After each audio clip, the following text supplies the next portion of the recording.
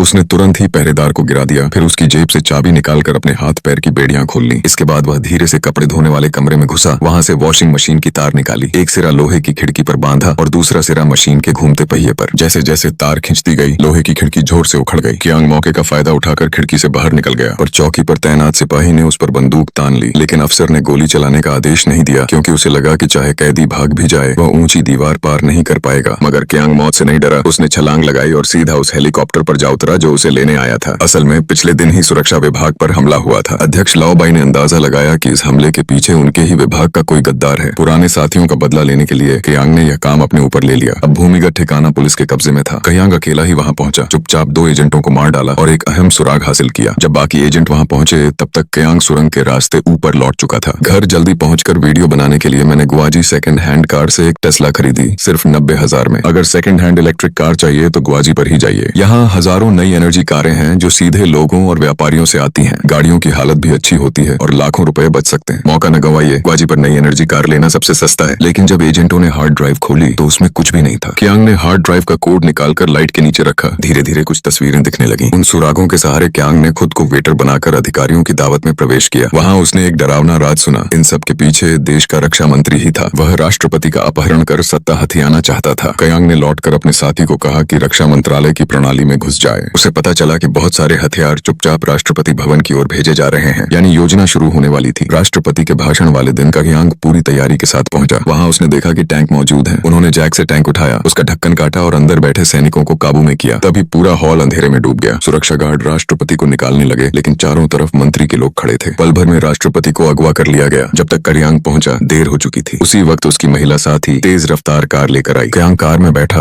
और मेट्रो की उस बोगी का पीछा करने लगा जिसमें राष्ट्रपति था। मंत्री ने आदेश दिया कि रफ्तार बढ़ाओ और कियांग पीछे छूट गया, मगर वह घबराया नहीं। उसने कार को सीधे पटरी पर चढ़ा दिया। टायर घिसकर चिकने हो गए और उसने कार को ट्रेन बना दिया। उसने मेट्रो के पिछले हिस्से को उड़ाया और अंदर घुस गया। अंदर मंत्री खुद राष्ट्रपति पर बंदूक ताने बैठा था। कियांग अचानक कूद कर आया और उसे जमीन पर गिरा दिया। अफसर ने मौका पाकर राष्ट्रपति को छुड़ा लिया। मंत्री ने गुस्से में गोली चलाई जो कियांग को लगी। उसने हालात देखकर चलती मेट्रो से छलांग लगा दी। अफसर ने मेट्रो पर रॉकेट दागा और मंत्री वहीं मारा गया। कियांग तेजी से नीचे गिरा, लेकिन पानी से टकराने से पहले उसने बम से पानी को फाड़ दिया, जिससे झटका कम हुआ और वह बच गया। फिल्म यहीं खत्म होती है। देखने के लिए धन्यवाद। अगली बार फिर मिलते हैं।